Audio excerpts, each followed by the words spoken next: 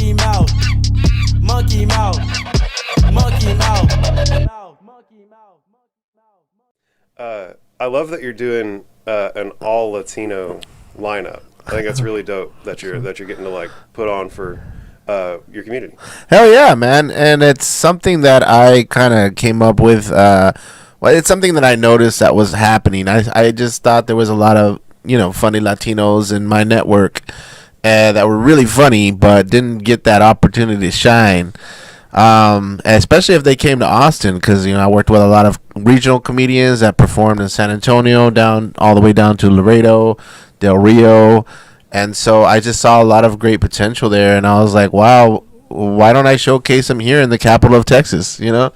So I came up with a show called Board Laughs, and it's one of those shows that I try to feature mostly Latinos and blacks, and just kind of do the opposite and have it more of a fun party situation too. I brought the concept up more of everybody. It's all Latino. It's Spanish, and it's not really all that. It's more like. No, y'all aren't selling tamales out front. No, we're not doing any of that. And a lot of people is it in Spanish? No, it's not the comedy show flea market. Exactly. It's a little bit more. You just got to come to the show. Well, I understand, bro. Like my business partner is a modern Hispanic, right? I joke that he's more Caucasian than I am, and so I understand that if it's a modern Spanish person, modern Hispanic person, it's not going to be about getting slapped with chanclas anymore. That's 80s. That's 80s comedy, yeah, it's a little outdated. Everybody's kind of modernized, and it's a little bit more available to, or I guess relatable to everybody these days. Definitely. And I do it at a Mexican restaurant down on South Austin off of 290, and they have a beautiful stage there, and they allowed me to do this show once a month and feature some of my favorite people I love to work with as far as comedians working, and that's people that have been working have been on Jimmy Kimmel and to America's Got Talent, so it's a lot of people that I've worked with that have grown as They're comedians. Really talented folks, clearly. Yeah. So try to showcase them every time they come down to Austin, and give them a platform. If they can't get into any clubs or the club's booked, you know what I mean. There's always that little extra platform, and. Well, it's all about consistency over time, yeah, in my opinion. And at this point, you've got a monthly thing going, right? So it's consistent, and the longer you do it, the better it's going to be. And so when you say it's once a month, do you have a set date, or is it like every second Tuesday? What's that look like? Yeah, it's kind of hit and miss. It's kind of hard for me to do a consistent time of the day, time of the month. I try to aim at dates that they give me, basically. So you're trying to basically just making sure that you're putting on at least one show once every 30 days. More or less, yeah. Cool, super cool. So just keep up with your social medias, and they'll see what you're posting about it, obviously. Yeah, definitely. And I also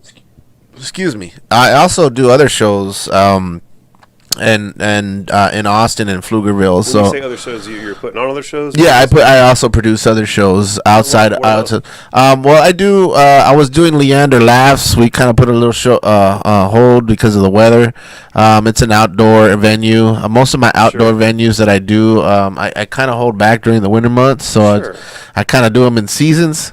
Sure. So I do a show called Leander Laughs, which is up in Leander, and I also have one in Pflugerville that I'm kind of still working on. So kind of developing on a couple of them, and just trying to get a consistent good amount of shows throughout the week. So yeah, well, and you're getting spread across, right? There's Leander on the west side of town, Pflugerville on the east side of town. Yeah. One happening down south. And so it's a good spread, right? You get to experience the different types of demographics of people who live in those different areas of Austin, and you can test out your comedy and see how it's going to be receptive by different demographics in the crowd. Most definitely. It's really good data to be acquiring. Most definitely, and it's great as a comedian because you want to try to hit every crowd. You want to try to different people that are might not have ever been to a comedy show, and you'd be surprised. And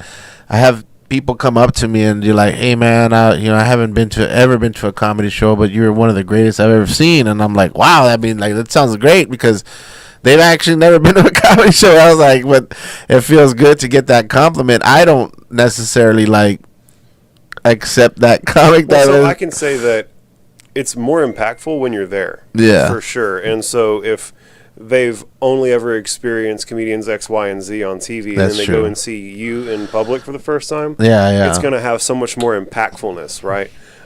It's like the difference in watching somebody get punched in an MMA fight versus watching someone get punched in an MMA fight stage side. Yeah, that's true. I'd never thought of it that way. That's a great perspective. Monkey mouth, monkey mouth, monkey mouth.